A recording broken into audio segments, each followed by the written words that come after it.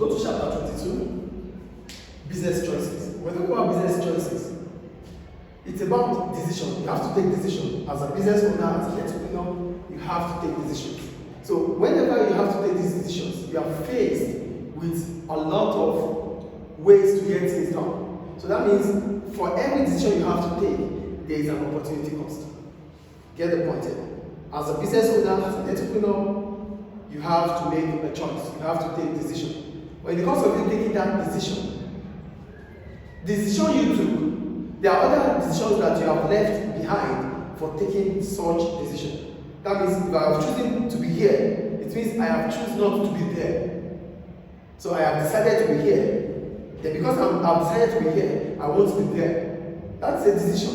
So that means I can be there and not be here. So there are other alternative ways of doing things.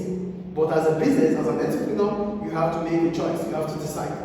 So that takes us to where we are going this morning. Yes, entrepreneurs and other business decision makers are faced with choices. What does that imply? It means they are faced with choices. What does that imply? It means that if they are not choosing that choice, if they are not making that choice, they would have made other choice. That's why there's always alternative way of doing things. So there are often alternative ways of using resources. So the resources you have decided to use right now, you might not use it for this purpose, you can use it for other purpose. That is the point. So that there's always an alternative way of using things.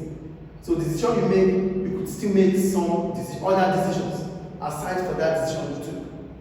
So therefore, businesses have to decide on how to use resources available to them. Decision making for businesses are basically on what to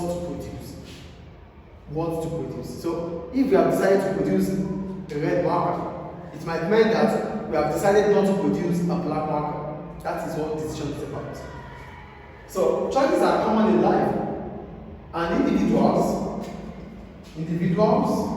firms, governments are faced with this situation.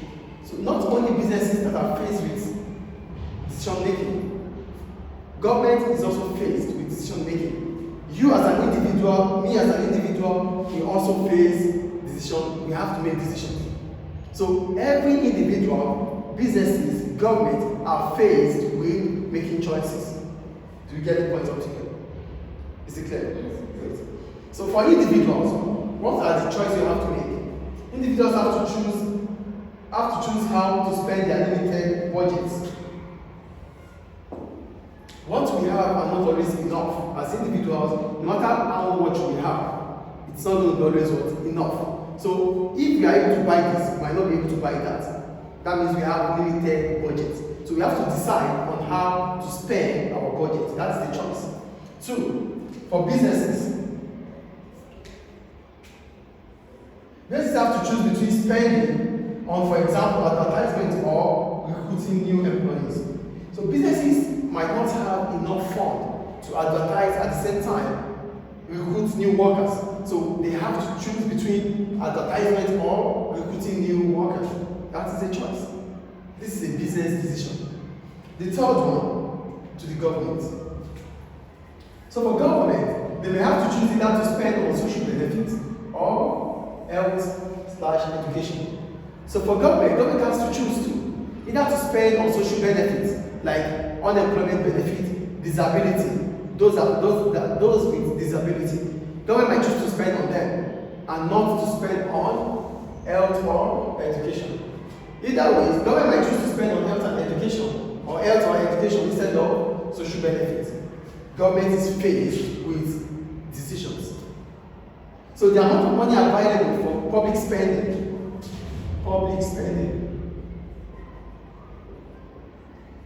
might not be enough for this and this at the same time.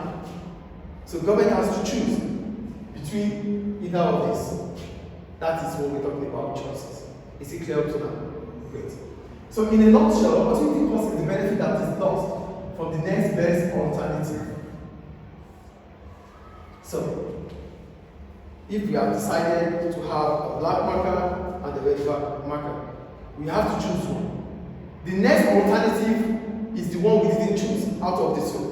Because we have just two choices here. Either to choose this or that. So the opportunity cost is the next one that I'm not going to choose. So I decided to choose a red marker instead of the black marker. So the black marker becomes what? The opportunity cost. That's why we say this is what? The loss from the next best alternative. That means I have chosen a red and I've lost this point. Is it clear? Any questions about that? So that takes us to what we call non-monetary opportunity cost. For non-monetary opportunity cost, this is not measured. You cannot measure it. It's not valuable. It's not about money, but your state of mind. Like what I just said. Non-monetary opportunity cost can be measured, but there are other choices made that cannot be measured in terms of monetary value. The decision of a business, for example, decided to increase wages rather than spending on advertisement to make employees more happier, therefore increasing the productivity. Employees are happier because government has made the business has chosen to spend more money on them. Their happiness is what a non-monetary opportunity cost. So the opportunity cost of such decision might be unhappy customers. Customers might not be happy because businesses have choose or made a decision to spend on workers than advertisements. So what will make customers not happy? Because they are expecting businesses to give them more information about the product, but the business has decided not to, rather to spend on employees. Do you understand? So that is non-monetary opportunity cost. So that takes us to business choices and trade-offs. As soon as we make a choice as a business, there's always a trade-off. So if I have chosen that, it means I have compromised this. So we have made a decision on this, we have compromised that. That is trade-off. Do you get what trade-off is here? So businesses have to make countless decisions, and decision makers are faced with trade-offs. What is trade-off? Trade-off means that a decision maker has opted for a choice by compromising another. So I have decided to do this. I've decided to make this choice, and I've compromised the other, and I've not chosen the other. One important trade-off is between risk and reward. So, risk and what? Reward. And that takes us to this graph. The more risk you take, the more reward there for you to make. At the same time, the more loss you will make. So, there are some people, they don't want to take risk. They are here. They are in between here. We call them risk averse. Risk averse. They don't want to take risk. They choose certainty. They choose certainty. Let's use the blackboard. They choose certainty rather than uncertainty. You see, they choose certainty rather than uncertainty. This group of people, they don't want to take much risk.